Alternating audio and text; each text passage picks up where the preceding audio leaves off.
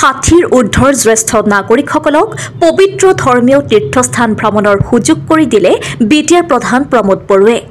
আজি কোকৰাঝাৰ ৰেলৱে ষ্টেচনৰ পৰা গান্ধীধাম দ্ৰুতবেগী এক্সপ্ৰেছ ৰেলেৰে ভাৰতৰ এখন ঐতিহাসিক তীৰ্থস্থান মধ্যপ্ৰদেশৰ ইন্দোৰৰ বিভিন্ন তীৰ্থস্থানসমূহ ভ্ৰমণৰ বাবে ৰাওনা হৈছে তীৰ্থযাত্ৰীসকলে।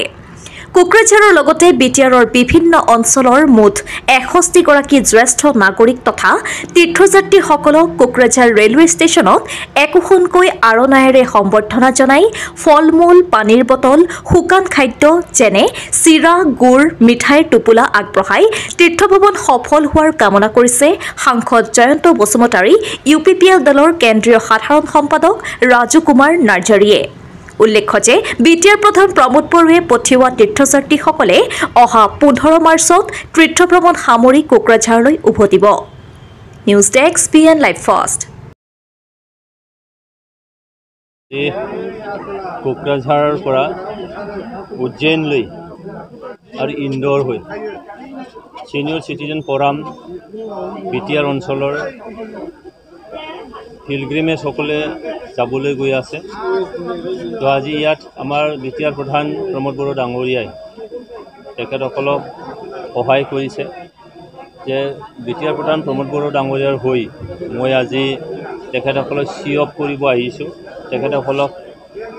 তেখেতসকলৰ যাত্ৰা যাতে শুভ হওক, তেখেতসকলে যাতে ভাল দেহা ভাল মন লৈ তেখেতসকলে গোটেই 10 দিনীয়া যিখিনি যাত্ৰা সেই যাত্ৰাত ভালভাৱে মানে যাত্ৰা কৰিব পাৰে, ঘূৰি আহিব পাৰে। তাৰ কাৰণে মই প্ৰমোদ বড়ো ডাঙৰীয়াৰ হৈ তেখেতসকলক চিঅফ কৰিব আহিছোঁ।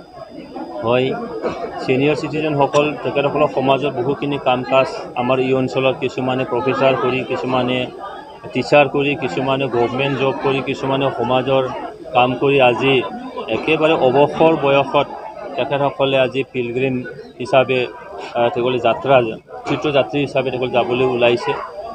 মই আশা ৰাখিছোঁ যে তেখেতসকলে আমাৰ সেই বড়োলেণ্ড অঞ্চলৰ বিশেষকৈ চিটি অফ পিচ যিটো কোকৰাঝাৰ ইয়াৰ পৰা যাত্ৰা কৰি আমাৰ যিখিনি কালচাৰ ট্ৰেডিশ্যন সেইখিনি তেওঁলোকে সেই য'ত তেওঁলোকে যাবলৈ ওলাইছে তালৈকে যাতে প্ৰদৰ্শন কৰিব পাৰে আৰু সেইটো অঞ্চলৰ ৱেল বিয়িংখিনি আমাৰ এই অঞ্চলতে তেওঁলোকে আনিব পাৰে।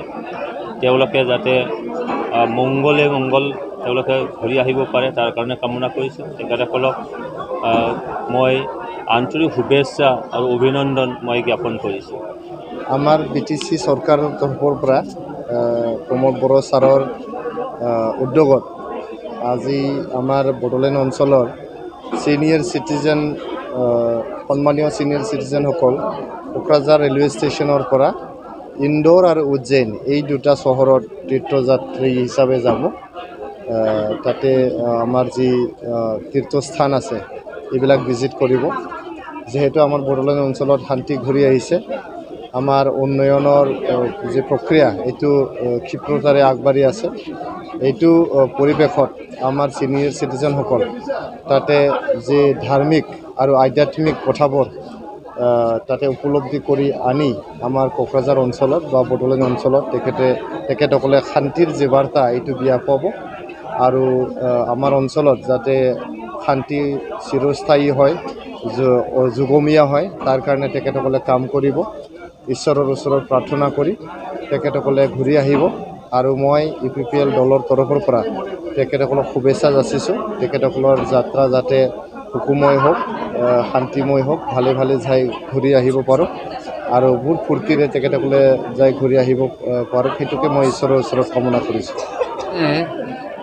बोडो, आसामी, मारवाड़ी, बंगाली सब जातियों के समूह जो है यहाँ से उज्जैन और इंदौर के लिए हम एक धार्मिक तीर्थ यात्रा के रूप में वहाँ पे जा रहे हैं ताकि हम यहाँ की जो शांति है उसके लिए और प्रार्थना कर सकें कि वहाँ के जो भगवान हैं वहाँ पे जहाँ तीर्थ यहाँ जहाँ करने जा रहे हैं वहाँ से हम प्रार्थना कर सकें कि यहाँ पे और ज़्यादा शांति हो, और ज़्यादा यहाँ की उन्नति हो और यहाँ के जितने भी हम सीनियर्स हैं तो सीनियर्स को एक मन के अंदर एक शांति मिलती है इस प्रकार की तीर्थ यात्रा करने से और हम आकर के अपने से जो भी जूनियर्स हैं उन लोगों को भी हम प्रेरणा दे सकते हैं कि आप लोग शांति से कैसे रह सकते हैं और अपने स्थान की उन्नति कैसे कर सकते हैं। इसी भावना के को लेकर के हम लोग संपूर्ण यहाँ से तीर्थ यात्रा के लिए उज्जैन और इंदौर जा रहे हैं।